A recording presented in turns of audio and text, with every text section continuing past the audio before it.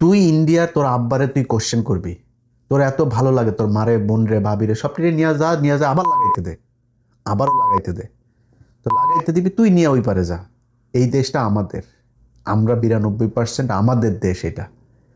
অতএব এইখানে তোর মারে লাগাক নাইলে ফাঁক করুক, যা মন চায় করুক, ওইটা এইখানে না তুই ওইটারে মানে হালাল বানাইতে যাস না ভাই। এইসব কথাবার্তা যখন শুনি না, বুঝছেন, শরীরের রক্ত টকবক করতে থাকে। আপনারা তো মানে আমার কাছ থেকে খারাপ কথা শুনতে চান না, কিন্তু চিন্তা করতে পারেন একটা দেশের নাগরিক যারা এই গেল কয়টা দিন আগে তাদের তৈরি করা একটা ফ্যাসিস্ট এই দেশ থেকে এই দেশের মানুষ বিতরণ করেছে। এই গেল 2টা বছর আগে 2000 মানুষকে হত্যা করেছে এই ভারত।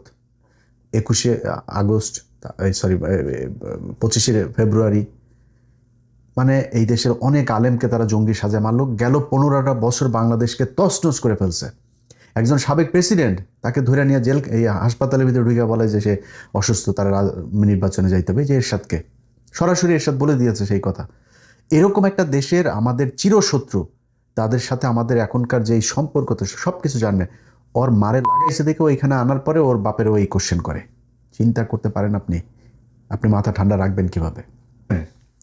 এই যে হাই কমিশনার এই কথাটা বলল, এই বক্তব্যটার জন্য এখন আপনি বলেন মানে ভারতকে কি বলা উচিত? তোর দেশের আকাশ বাতাস, তো পাকিস্তানের আর তোর দেশেরও তো আকাশ বাতাস, চীনেরও আকাশ বাতাস। এই জন্যই চীন ওই দিক থেকে তোরা লাদাখ নিয়ে টান দেয়, ওইদিকে পাকিস্তান টান দেয় একদিক থেকে কাশ্মীরে, ওইদিকে মণিপুর টনিপুর, ওইদিকে পাঞ্জাবের লোকজনও আলাদা হয়ে যাচ্ছে।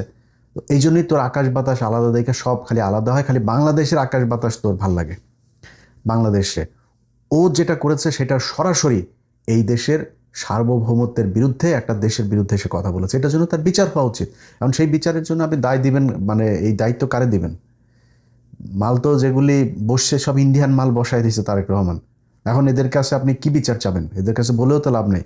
তো যারা জুলাইতে আন্দোলন করেছেন, যারা গেল 15 বছর জীবন দিয়েছেন, যারা এই দেশকে ভারতের যে আগ্রাসন, সেই আগ্রাসন থেকে মুক্ত রাখতে চান, তাদের কাছে বিচার দিলাম যে এই ব্যক্তি যে বক্তব্য দিয়েছে এই বক্তব্যের জন্য তার কি হওয়া উচিত।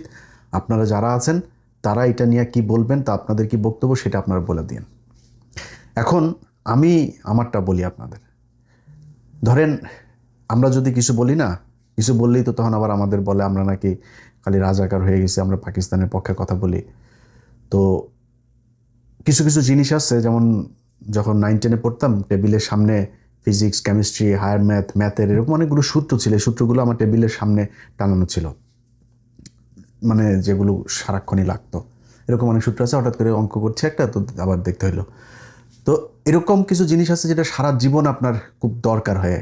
এরকম একটা সংজ্ঞা আপনাদেরকে আমি এখন শোনাবো। এই সংজ্ঞাটা আগেও শোনাইছি, আজকেও শোনাচ্ছি, সামনেও বিভিন্ন জায়গায় মনে করাই দিব। ধরেন রাজাকার বলে না ওরা, হ্যাঁ, তো এই রাজাকার যখন বলবে তখন একটা জায়গায় কিন্তু ইয়ে আছে, মানে আপনি নিরাপদে থাকবেন। সেটা কি মনে করেন আমি, আমার বাবা, আমার দাদা, চাচা, খালু, মামা, এরা সবাই মিলা, ধরেন ওদের কথা অনুযায়ী 2 লক্ষ ওদের মা বোনকে লাগাইছে না পাকিস্তানিরা, তো এই 2 লক্ষ মা বোন এগুলোরে আমরা নিয়ে যায় ক্যাম্পে দিয়ে আসতাম, দিয়ে আসবো বলে লাগাইতো, জিনিস টিনিস সারা লাগাই দিত, লাগাই দিলে পেট বাইদা যাইতো আর বাচ্চা পয়দা হইতো। এই বাচ্চা পয়দা এগুলি কিন্তু এই যে এখন ধরেন সাংবাদিক এইরকম কোশ্চেন টোশ্চেন করে। আর অনেক দেখবেন ইন্ডিয়ান মালগুলো আছে, এগুলো সুন্দর করে ইন্ডিয়ার পক্ষে কথাবার্তা বলে। তো এখন 2 দিক থেকে আপনি বাইচে যাবেন এই সংজ্ঞা যদি ওদেরকে শোনাই দেন। সেটা হলো যে ওদেরকে আমরা পাকিস্তান ক্যাম্পে ঢুকাই দিয়ে আসি, ওদের মা বোন ভাবি টাবি ওগুলো লাগাইছে, এরপরে বাচ্চা পয়দা হওয়া, সেই বাচ্চা পয়দা এটা কি হলো? পাকিস্তানি বীজ। সো এই পাকিস্তানি বীজ ওদের ঘরে। আপনি যদি রাজাকার হন আপনি কিন্তু বেঁচে গেলেন, কারণ আপনি তো রাজাকার, আপনি তো ওদের মা বোনদেরকে দিয়ে আসছেন, আপনার তো সমস্যা নেই। ওরা পাকিস্তানি বীজ। সো আমরা কথাবার্তা বললে যখন রাজাকার টাজাকার বলে আমরা কিন্তু একদম কষ্ট পাই না। যদি সিরিয়াসলি আপনি ডিবেট করতে চান তাহলে পূর্ব পাকিস্তান পশ্চিম পাকিস্তান এক হয়ে যাওয়া উচিত। এই 2 দেশ আলাদা থাকার কোনো দরকার নেই, কারণ এই 2 দেশ আলাদা হয়ে 2 দেশেরই ক্ষতি হয়েছে। আমরা আজ থেকে, মানে কথার কথা রাগ করে বলছি না, কিন্তু আজ থেকে 55 বছর আগে আমরা স্বাধীন হয়েছে। এই 55টা বছরে আমাদের এই দেশে পাকিস্তান যা ডেভেলপমেন্ট করে দিয়ে গেছিলো সেগুলো কমেছে, কোনো কিছু বাড়ে নাই। এক ঢাকা মেডিকেল ছাড়া বাংলাদেশের যত মেডিকেল আছে সব পাকিস্তানের তৈরি। আপনি সার্চ দেন, পিজি হাসপাতাল লেখেন, আপনি এই মিডফোর্ড হাসপাতাল লেখেন, কিছু কিছু হাসপাতালের নাম চেঞ্জ করেছে, যেমন পিজি হাসপাতালের নাম চেঞ্জ করা হয়েছে, সিলেট ওসমানীর নাম চেঞ্জ করা হয়েছে, বিভিন্ন হাসপাতালের নাম চেঞ্জ করা হয়েছে, কিন্তু আপনি ময়মনসিংহ মেডিকেল বলেন, রংপুর মেডিকেল বলেন, চিটাং মেডিকেল বলেন, মিটপুর মেডিকেল বলেন, যত মেডিকেল আছে সব পাকিস্তান তৈরি করে দিয়ে গিয়েছে। বাংলাদেশের আপনি হাইওয়ে লেখেন, সার্চ দেন, ঢাকা চিটাং হাইওয়ে, ঢাকা খুলনা হাইওয়ে লেখেন, ঢাকা রংপুর হাইওয়ে লেখেন, সব কয়টা দেখবেন 1961, 63, 62 সব আইয়ুব খানের আমলে, বেশিরভাগই আইয়ুব খানের, যত ডেভেলপমেন্ট সব আইয়ুব খানের আমলে। আচ্ছা, তারপরে ধরেন এই আপনার কি ইয়েটা, মসজিদটা, জাতীয় মসজিদ, বায়তুল মোকাররম, সংসদ ভবন, কমলাপুর রেল স্টেশন, তারপরে ধরেন এই যে ক্যাডেট, আমাদের মূল ক্যাডেট ফৌজদারহাট বলেন, ঝিনাইদহ বলেন, সব পাকিস্তানের তৈরি। এই বুয়েটটা পাকিস্তানের তৈরি। ঢাকা বিশ্ববিদ্যালয় ছাড়া সব বিশ্ববিদ্যালয়, এই জাহাঙ্গীরনগর বলেন, সব চিটাং বিশ্ববিদ্যালয় সব পাকিস্তান তৈরি করে দিয়ে গিয়েছে।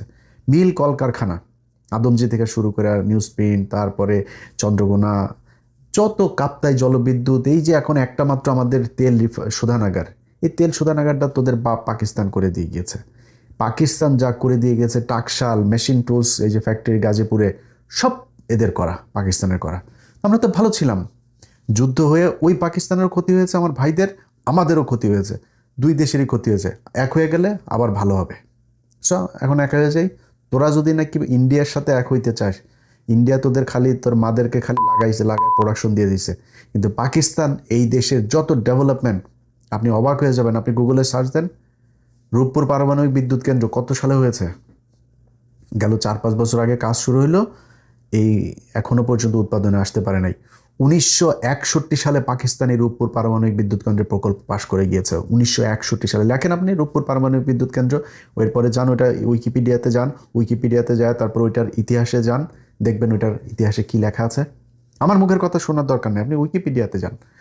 পাকিস্তান সরকার 1961 সালে রূপপুর পারমাণবিক বিদ্যুৎ কেন্দ্রের পরিকল্পনা করে গিয়েছে, আমাদের লোকজনকে বিদেশে পাঠিয়েছিল প্রশিক্ষণের জন্য। আপনি চিন্তা করতে পারেন যে পাকিস্তান সেই 1961 সালে এই পূর্ব পাকিস্তানকে কি বানাতে চেয়েছিল? যুদ্ধ করে দুইটা দেশই সেই 71-এর ভারত পাকিস্তান যুদ্ধে ধ্বংস হয়ে গিয়েছে। আমরা তো ধ্বংস হয়েছে, ধ্বংস হয়ে আমাদের স্বাধীনতা সব শেষ। ওরা স্বাধীনতাটা নিয়ে আসছে, অর্থনৈতিকভাবে ধ্বংস হয়ে গিয়েছে। এই হয়েছে আমাদের বাস্তবতা। এই বাস্তবতা আমরা আবার এক হয়ে গেলে আবার ঠিক হয়ে যাবে। সমস্যা কোথায়? চিকেন নেকটা এই দিক দিয়ে খাইয়ে দিব, তারপর ওইদিকে মণিপুর টনিপুর ওরা সুন্দরী হয়ে যাবে, ওদিকে পাঞ্জাব ধরেন এক চান্সে এদিকে স্বাধীন হয়ে যাবে, ওইদিকে লাদাখ মাদাখ অরুণাচল যা আছে চীন আর একটু ধাক্কা দিয়ে নিয়ে নিল, পাকিস্তান আজাদ কাশ্মীর আর জম্মু কাশ্মীর দুইটাই পাকিস্তান নিয়ে নিল, ব্যাস শেষ খেলা। আর ওদের এই যে বিশাল বড় বড় করে না, এমনি পূর্ব পশ্চিম বাংলা থেকে অনেক মানুষ পাকিস্তানের সাথে চলে, মমতা দিয়ে এখন আরামসে চলে আসবে আমাদের সাথে, নিয়ে নেই, সমস্যা কোথায়?